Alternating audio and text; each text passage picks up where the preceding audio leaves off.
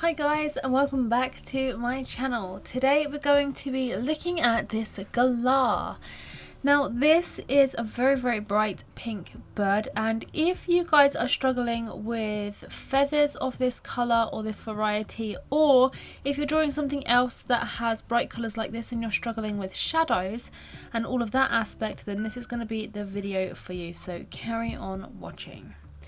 So the first thing I've done for this tutorial is actually started with the outline. I've used the grid method to gain the outline, and I will leave a link to the video where I explain exactly how I use this method to get an accurate outline. That'll be in the description for you guys.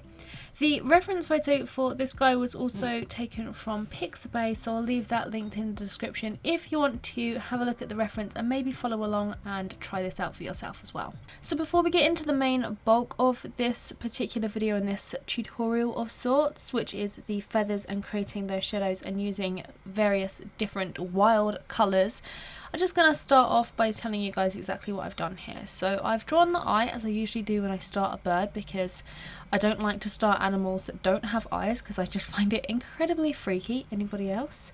So I've just drawn using some Payne's grey and some dark indigo, and I've just outlined it using a light pressure at first and then gone around with a little bit of a harder pressure just to get a nice sort of darker tone in, and then added in some white and some cold grey 1 to add in the highlights. Added in a little bit of dark indigo to create a little bit of a blue tone through there as well. And that's pretty much it for the bird eye. It's really quite simple for this little guy here. So if any of you guys have actually seen one of these birds or a parrot or anything like that up close before, you will know that they've got this kind of wrinkly skin around the eye. I'm not sure what the technical term is, it's just like this really wrinkly skin. So that is quite a difficult texture to try and recreate, and all I've done here is added in some light colours. I've used some light flesh and some light magenta, so my lightest sort of pink and almost like peachy tones. I think I used a little bit of ivory, maybe a little bit of cold grey here as well. All of those light tones just to add a nice base. Then I've gone straight in and I've added in some darker lines, and I've used kind of like a wiggly zigzag kind of motion to add in this kind of texture. And I've used a darker colour. I think I used a magenta or a permanent carmine pencil, and then just added in these kind of wiggly lines coming around the eye, so coming in like a spherical motion around the eye and then underneath the eye as well. And then as it's getting towards the beak, kind of changing direction, so you're coming more sort of horizontally across the page. Just adding in those zigzaggy lines so that you can create this kind of really wrinkly kind of texture. So you should end up with this really light area around the eye, and then the stark contrast of some of these really dark wrinkly areas added in with a darker pink tone or whatever kind of colour you're adding in. So if you had a bird with a white kind of outside, I would suggest adding in some cold and warm grey 1, maybe a little bit of ivory as well if you've got some warmer tones in there, and then going in and using something like a Payne's grey or a cold grey 5 or something to add in some of the darker kind of wrinkly tones that's like shadows beneath some of those wrinkly textures. It may look like a bit of a daunting texture, but once you've got the technique down just by adding in those lighter layers and then going straight in and adding those darker colours, it becomes a little less daunting, and it's actually one of my most favourite textures to kind of create because it is just so easy when you break it down into those two simple steps. Okay, so getting on to some of the feathers. So this galah has some really lovely light pink feathers on the top of the head, so the crown, like it's got this really nice sort of crest up there. So I've started off with some of my lighter pink tones. So I've gone in with some light magenta and a little bit of light flesh and ivory. Those are my base layers here, and all I've done is just shaded those down using the side of the pencil and following the direction of the feathers. Then there's not too much definition in these particular feathers on the top of the head here. They're all pretty kind of blended out, but there are one or two areas where you do have a deeper shadow, where you've got some of these lighter feathers sitting on top of some of these other lighter feathers and creating like a really kind of dark shadow. So in order to create the darker shadows, all I've done here is taken some of those darker pink colours. So I've used some fuchsia, some pink carmine and some magenta, and layered those into those darker areas and just really nicely blended and faded them out into the lighter pink. So right where you've got that overlap, where you've got that darkest colour, is where you're going to concentrate some of the darker colours. In this case it was a magenta for me, and I've also increased the pressure on the pencil at this point.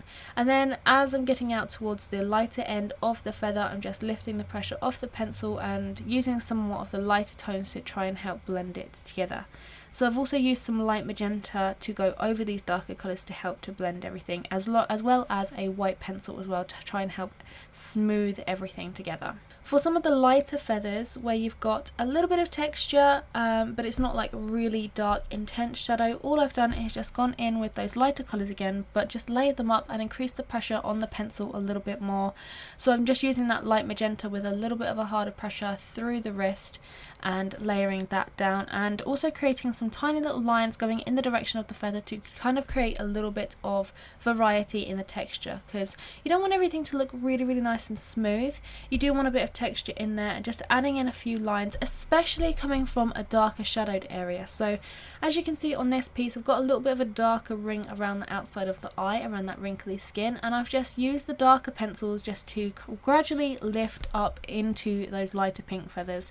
So kind of using like a fur flicking technique, so lifting and tapering the pencil stroke kind of motion. I'll leave a link to my fur tutorial for that, which will be helpful in creating like those tapered lines to try and blend some darker colours into lighter colours. So I'll leave the link to that in the description for you guys.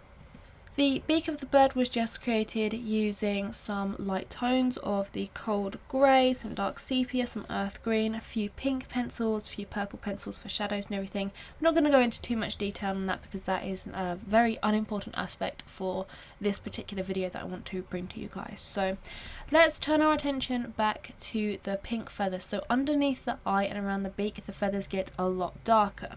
So we start off in the same way as we did those really light pink feathers at the top of the head, and just adding in our light bases. So using some light magenta, some light flesh and some ivory. So I'm using the ivory where we do have a slightly sort of warmer toned area. So adding some ivory and the light magenta and the light flesh kind of creates an almost peachy tone.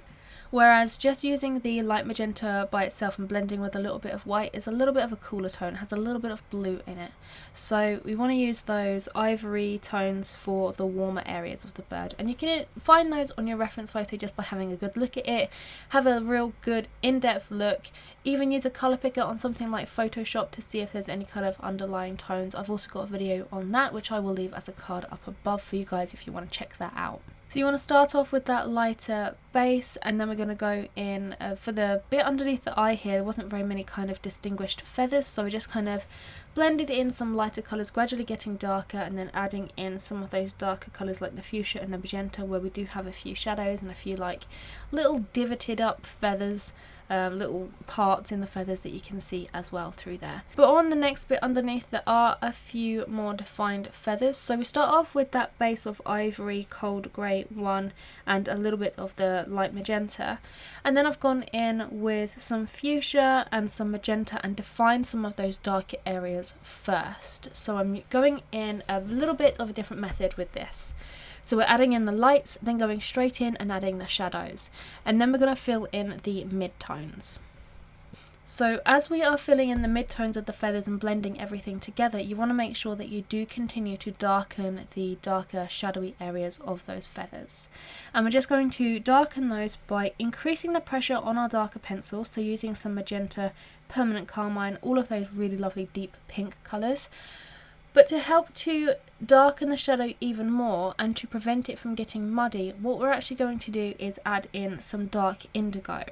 And we're also going to throw in a little bit of manganese violet and violet as well. By adding in these colours into the shadows, rather than just going in and darkening with like a dark sepia or a Payne's grey, using a dark sepia or a Payne's grey often ends up making bright colours like this look really muddy, and you want to avoid that because you want to keep everything looking really nice and bright. So we're going in with a dark indigo and some purples, so kind of like complementing colours as you're looking at a colour wheel. you're going to keep those shadows really nice and vibrant, as well as darkening them at the same time. So by adding in some purple, it's complementing that pink, but it's also darkening, and you can see that the colours don't end up looking muddy at all, and that is exactly what we're after.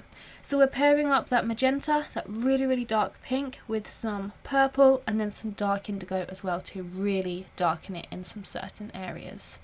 Now the shadows in like these particular pink toned feathers aren't particularly dark in a lot of the areas. There's one or two areas where they're like really dark and really quite powerful, but a majority of these feathers are actually quite soft and subtle in terms of their shadows. But I'm still going in and adding in some dark indigo into those, but just using it really lightly, really sparingly, and on the side, so really gently shading that in there. And it's just helping to deepen those shadows and just give a little bit more depth and texture to that bird as well. So the key for any kind of bright coloured things, it might not necessarily be a galah like this. You might be drawing a lilac-breasted roller bird or something that has really bright colours like that, even a kingfisher. What you want to do, instead of going in and using your sort of browns, your natural tones, you want to pair up with some complementing colours according to a colour wheel. So if you've got blues, you want to use some pinks and purples to add into the shadows. If you're using like yellows, you want to go ahead and use some reds, moving into more sort of pinks as well to develop those shadows. So have a look at a colour wheel and see what's kind of next to the colour that you're using. Those are going to be the complementing colours that you're going to need to use. So for a green, you could use some yellow. I know yellows, you don't really get that many dark colours, but you can use some darker greens, blues, and venturing into a little bit of purple as well. Not only are you going to help to darken your shadows by using those complementing colours, but it's just going to help to bring a lot more vibrancy to your bird as well. As I said, using those natural colours is going to make it look muddy, but it doesn't necessarily just make it look muddy in those shadow areas where you're adding it. It can affect the whole of the colour as well.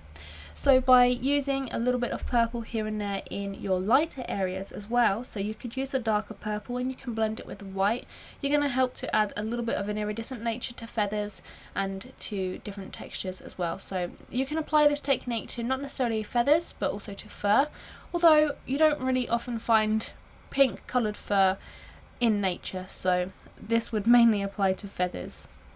I'm just going to touch a little bit on the grey part of this galah just so that we can finish up this bird.